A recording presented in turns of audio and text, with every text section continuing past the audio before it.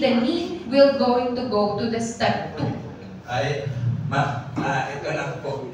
Based on my experience sa industry, habang nagdi-discuss tayo with the customers, we are already leaning. Naglilin na tayo, naglilinis na tayo kaagad at that moment. Diba? Kasi nag-eliminate ka na ng hindi mo kailangan. That is already a practice of the lean concept. The practical application of the lean concept. Hindi ko ina-apply dito yung technical or bookish na definition of the lean concept, but the practical application of lean. So from the onset, you are already leaning the process and continually leaning it until dire-diretsong nagpo-produce ka, di ba? Sa susunod, nag-prototype ka, nag-launch ka, may nakita ka, kulang, ulit ka ulit, nag-lead ka ulit. Pero, actually, nag-lead ka na previously kahit sa initial development of the product. Yung lang po yung paliwanag kung bakit nandiyan na kaagad yung lead. Yes, ma'am. Technical terms, ano yung sabihin ng lean? Yan. Is that an acronym or is it the word na LEAN? Kung wala, tanggalin natin yung taba. Yung sorting. Hindi mo ba nila yan? Lean si sir.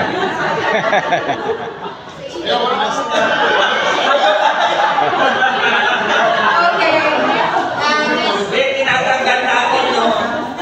Wala na. Yung halo dito. Try nyo na to. Hindi na po siya. Nakakasakit. Tinatanggal natin yung waste.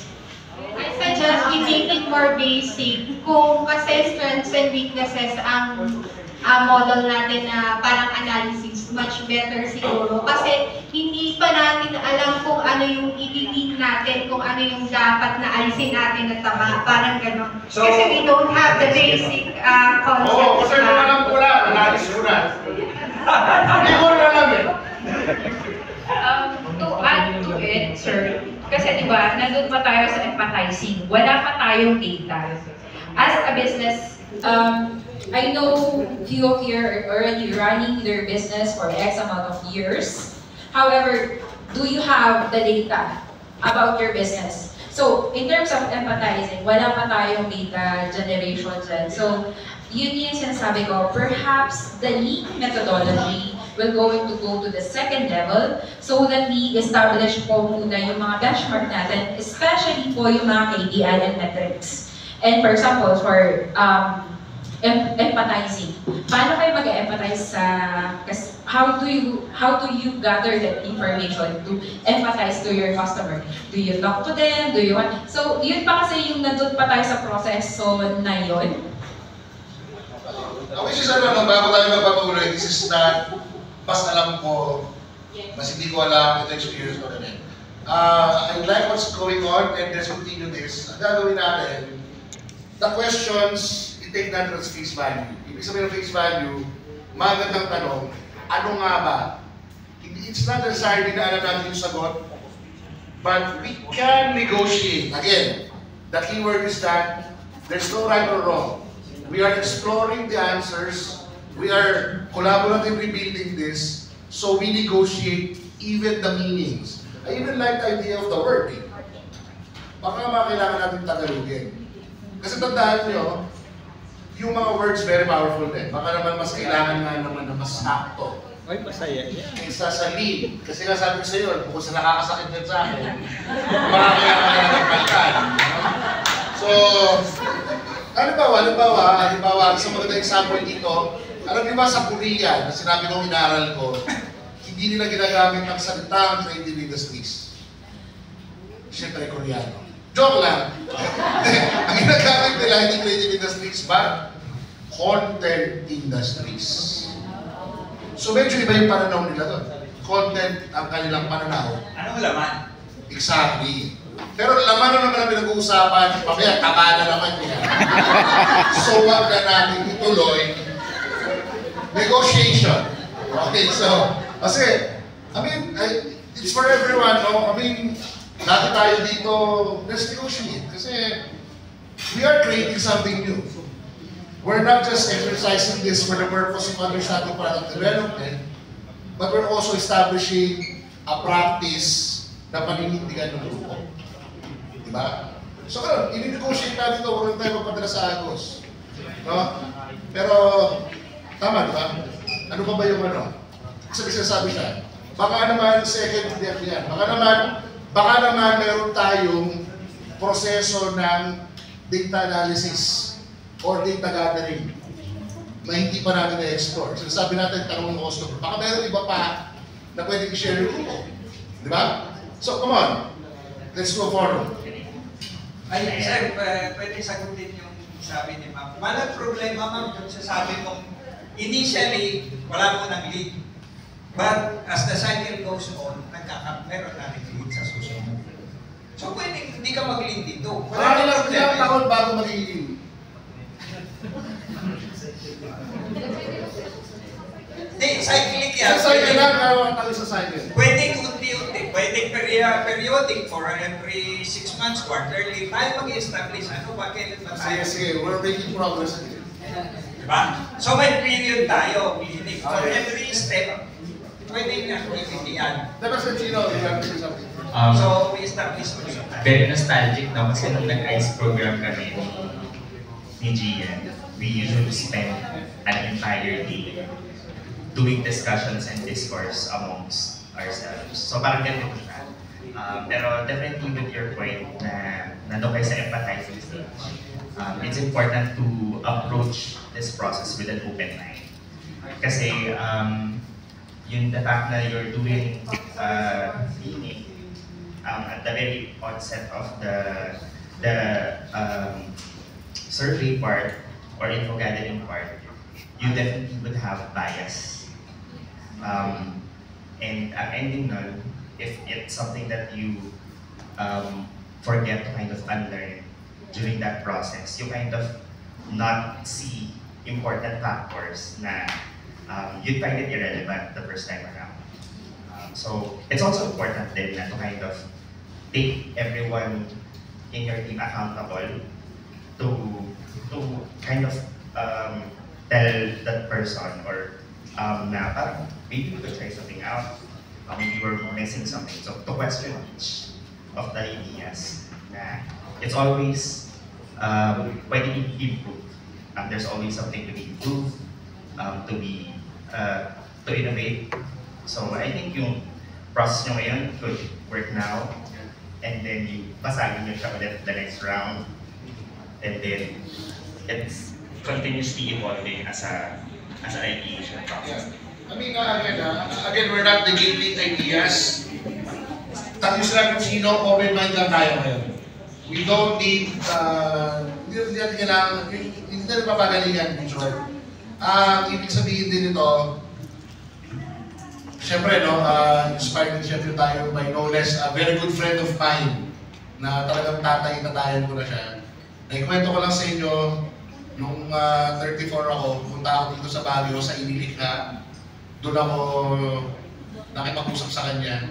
Kasi nagkaka-midlife crisis yata ako. Sabi ko, Tay, nagkaka-midlife crisis yata ako. Tapos nagkwento ako sa kanya, sabi niya, midlife crisis kaya. Walang iba kundi si Kidlat tahimik. Medyo haluan natin dito ng ganong flavor na we are trying to decolonize product development. I-own natin. Yun ang gawin natin exercise. Let's own this, let's decolonize this process. Na, kasi lahat na nakita natin, Western yan eh. But suriin natin ng konti na baka naman may paraan tayo na talaga mas nag-work sa atin. Na hindi naman porke ito yung sinabi ng Western yun na yan. Ano ba si Kidlat, di ba? Kidlat himself has his own filmmaking technique. Di ba? Meron siyang sarili niya, yung makanan na technique. Diba? So, you know, maybe yun, actually yung gusto ko mag-discover eh. Ngayon pa lang, hindi pa nagtatanghalian ng mga tao, nakaka-create na, di ba? A framework, you know, it's again, like what I said in the intro, it's all about mindset. It's all about tools, something that we can use, moving forward. And very important, the very first creative city, we should take the lead, di ba? So yun yung natin, yun yung goal natin dito, na let's arrive at something that will work for all of us. Let's arrive at something. Maybe itong mga ganito, magandang tingnan, maybe we understand, but sa totoo lang, is this really gonna work for us? Or is this something na, o baka naman kulang pa yan, baka meron tayo pwedeng dagdag dyan na proseso. Kasi kaya suggest ni ma'am, pwede na, bago tayo yung lead na yan, bago yung customer encounter mo, maybe you should do what? Library research or all these things, diba? So, ganun. Sir, I just want to suggest, sa training na ito, we are coming from different trades. Iba nasa food, artisanal food, iba nasa arts and crafts. So I think this is the best time for us to collaborate. So like yun nga, ang ganda ng approaches kanina when we were discussing each group. So, ikaw pa lang from yourself, ako I'm creating artisanal food, cakes, pastries. Paano ko? Sir, ang sugar ko namin controlled. So sa akin lang, parang pupulutin ko kung ano yung applicable sa akin. Kasi doon ako magiging effective and mas efficient. With the thinking in mind na i-elevate tong product ko to the global standard. So kaya nga nandito tayo eh. I think this is the main point. Now, it could be na sa'yo, hindi applicable ang learning from the start. Ako sa akin, applicable din from the start. Kasi ayokong may masaya. Kahit isang, yes sir, kasi food ako eh, madaling masira. So I have to eliminate from the start. Launch agad. Sir? Launch agad. Yeah, launch agad. From start to launching. So I have to be mindful. So sa iba naman, like si Sir, craft siya, hindi madaling masira. So may panahon pa siya mag-lean or not-lean. So sa akin lang, I think let's get out of our shells. It's about time for us to collaborate with each other. Kasi ito, andito na, we are represented by every industry. Ako, FNB, yung iba arts, yung iba drawing, sketching, whatever. So ang galing po. So sana let's just be open-minded guys. May one thing po ako, comment ako dito sa doon sa mga first part, 1 and 2. My suggestion is, kasi sa akin sa craft, there will be an additional there. I suggest na lalagyan din natin ng park. Pwede po drawing na natin diretso. Yeah. So, ang bad kasi ng park is sometimes there are items or there are things na parang hindi mo na, parang wala sa, parang hindi pasok doon sa ating empathy. Pero later on, magagamit pala natin. So, pwede natin isamang i-park ang mga yan. Katulad sa mga crafter, alam ko dito, may marami tayong mga bagay-bagay na naiipon doon na hindi natin nagagamit. Tapos later on, naisip, uy, bagay ko doon. Kahit naikot kayo sa mga crafters, alam pa yan, marami kayong mga kalat doon na basura na later on, pwede pa lang magamit. So, I guess that's one of the pwede natin isama dito. Part instead of lean para may, hindi naman puro taba ang pinag-usapan. Meron na rin tayong, iipunin natin yung taba kasi mamaya baka pwede natin pang-prito doon sa ibang product natin mamaya. Yan lang po. Huwag na lang Mark, baka gusto na gawing pork. Sige na, huwag ka na maya, pork na, diretso na pork. Park, parang there are, kung mga discussions kasi na in business discussions kung minsan sa pwedeng to be discussed later on, yun, kaya ginagamit namin usually yung part na yun when it comes to business discussions. We will park that and we will discuss it later. I guess it can be used here. Yun lang po. Thank you. Yung ganong klase, di ba, na we are interjecting new or nagiging new kasi galing sa experience natin. Or something na nakita yung isip natin, ng insight natin. Kasi para tayo nagme-meta ngayon, no? We have never really talked about our own processes most of the time. But this is the space wherein let's, sit down muna, i-park muna natin yung pang-araw-araw natin. And this is an opportunity for us to look at ano nga ba yung proseso natin? Ano nga ba yung sistema natin? Ano nga ba yung mga pwede nating innovate? So, yeah, so this is exactly the point of our exercise. And yeah, that's nice. So, lagyan mo ng part, the element of parking something na actually, like, sikit lang tayo hindi ginagawa rin niya yan. Nagkwento siya, sinasabi niya, nasushoot siya, sometimes walang purpose. Hindi pa rin niya alam kung saan niya gagamitin yung shot na yun, at itatago niya ng matagal. Pero syempre hindi applicable yung sa akin na magbe-bake ako ngayon na hindi ko alam kung bakit ako nag-bake. Kasi hindi ko siya pwedeng itago na, hindi ko siya pwedeng i-mark. Diba? At lang yung dinidiscuss nyo and whenever you also provide suggestions like this, or even questioning or critiquing each other's ideas, important that you take note.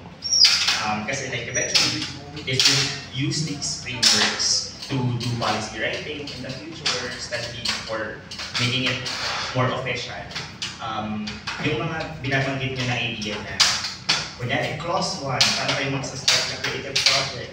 Okay, magte-trickle down yan into different annexes and stuff. Okay, if you're an F&B business, baka mas applicable to consider start doing at this stage. And then if you're in this kind of industry, then you magdaan muna tayo sa empathy part, and then the meaning comes at the latter part. So, yung mga ganitong discussions, important to also take note yung ideas ng mga tao. Kasi, posibleng sa dami ng conversations na nangyayari today, yung mga one-liners na they make sense now at this very moment, baka makalimutan niya sa susunod. So parang yun, important to also super take note with what everyone is saying. Kasi it makes sense. Lalo yung mga discussions na to, it also reinforces yung mga ideas na super tama, and then opportunity to improve weak ideas to make it more relevant and even better. So for now, ang gagawin natin is papark muna natin to. Kasi, siyempre, di ba isang buwan lang yan. I mean, ang ngayon gagawin natin is that this will become some sort of, from now, I hereby declare that this is some sort of our freedom wall. Meaning, kung meron kayong mga naiisip sa framework na to, you can just go ahead and grab a whiteboard marker, hindi permanent, and magdagdag dito ng mga frameworks, and maybe we're not really interested all the time in answers. Maybe we're interested to have questions as well. Naisip nyo na, okay, paano pagka ganito? So maybe you can question the processes, maybe you can question some terminologies or something like that. But for now, what you were able to achieve is that ang nahit natin dito learning objective, you're now very familiar with the process. That there is such thing as product development, very important, and these are the normal inclusion dun sa mga sa proseso niya. Pero yun nga, as creatives, we're not here to be satisfied with that. As creatives, we're here to improve on what's already being done. Pero for now, natin natin, medyo mabigyan na tayo sa mga ibang models. And I was asked earlier, magkakaroon kayo ng kopya yung mga ibang mga models for your keepsakes. The answer is yes, I'm gonna give you a soft copy. Or if galit tayo sa puro, paklit tayo ng sa tamang map. Pero na kopya. Pero, but I can of course provide you that in hand. So I have your email naman. I will send you. Okay. Siya na lang, para sigurado mangyayari. So, ayun. Okay, so yun lang gawin natin ako. May insights tayo. Ayan, kasi kulang ang dalawang araw. Sa dami ng mga lalabas. So ngayon, Dale, please go back to the monitor. Mamaya tayo nalaro na kumain kasi kakain na ako, hindi ko rin nalaro yun. So, mabigat naman yung concept. So next, what we're gonna do now is for overhead. Yeah, next. Next.